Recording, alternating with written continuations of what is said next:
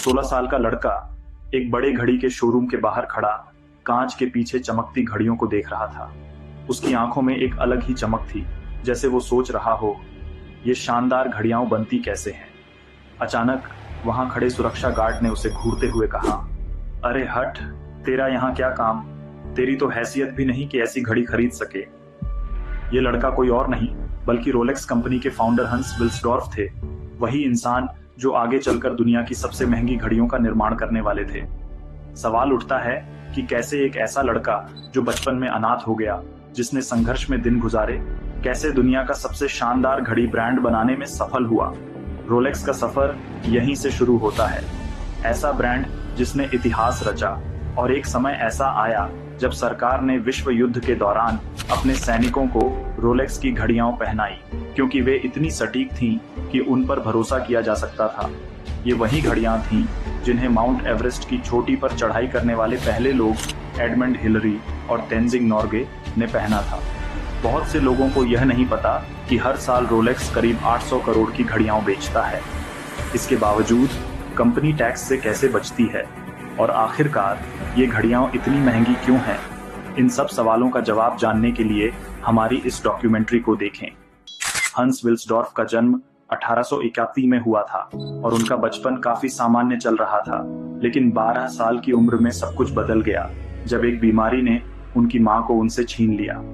कुछ ही समय बाद उनके पिता का भी निधन हो गया और वे अनाथ हो गए। हंस और उनके भाई बहनों को उनके अंकल ने एक बोर्डिंग स्कूल में दाखिल कराया, जहां हंस ने अकेलेपन में पढ़ाई को अपना साथी बना लिया। गणित और अंग्रेजी में उन्हें दिलचस्पी थी, जो आगे चलकर उनकी सफलता की सीढ़ी बनी। स्कूल के एक दोस्त ने उन्हें स्विट्जरलैंड की एक जगह के बारे में बताया जहां शानदार घड़ियां बनाई जाती थीं। इसे सुनकर हंस ने ठान लिया कि एक दिन वो भी वहां जाएंगे। अपनी पढ़ाई पूरी करने के बाद उन्होंने जिनेवा में घड़ियों के व्यापार से जुड़ी एक कंपनी में काम शुरू किया। जल्द ही उनकी मेहनत और घड़ियों के प्रति जुनून ने उन्हें स्विट्जरलैंड की एक बड़ी घड़ी निर्माता कंपनी में नौकरी दिलवा दी। उस समय घड़ियां सिर्फ एक गहने जैसी मानी जाती थीं। पुरुष पॉकेट वॉच का उपयोग करते थे और कलाई घड़ियों को केवल महिलाएं पहनती थीं। लेकिन हंस के दिमाग में एक ऐसा घड़ी बनाने का सपना था जो हर परिस्थिति में भरोसेमंद हो। वे दिन में पॉकेट घड़ियां बनाने का काम करते और रात में अपनी सपनों की घड़ी की योजना बनाते। जब उन्होंने देखा कि उनकी कंपनी का नाम जर्मनी से जुड़ा होने के कारण घड़ियां नहीं बिक रही थीं, उन्होंने इसका नाम बदलकर रोलेक्स रख दिया। 1926 में उन्होंने दुनिया की पहली वाटरप्रूफ घड़ी बनाई, जिसे उन्होंने नाम दिया रोलेक्स ऑन एस्टर। इस घड़ी की मजबूती साबित करने के लिए उन्होंने एक महिला को इसे पहनाकर इंग्लिश चैनल पार करवाया। जब घड़ी पूरी तरह से सही सलामत थी तो उन्होंने लंदन के अखबार में एक बड़ा विज्ञापन दिया, रोलेक्स, वह घड़ी जो हर परिस्थिति में साथ दे। ये केवल एक ऐड नहीं था, बल्कि एक कहानी थी जो लोगों को यकीन दिलाती थी कि रोलेक्स हर परीक्षा में खरी उतरेगी। इसके बाद हंस ने अपनी मार्केटिंग रणनीति में एक नई चाल चली। उन्होंने दुकानों में मछलियों के साथ पानी में डूबी हुई घड़ियों को प्रदर्शित करना शुरू किया।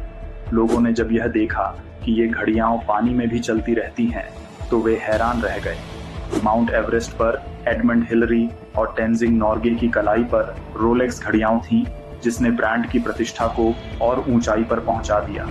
इस तरह से संघर्ष और कड़ी मेहनत से हंस विल्सडॉर्फ ने रोलेक्स को विश्व का सबसे भरोसेमंद और प्रीमियम घड़ी ब्रांड बना दिया।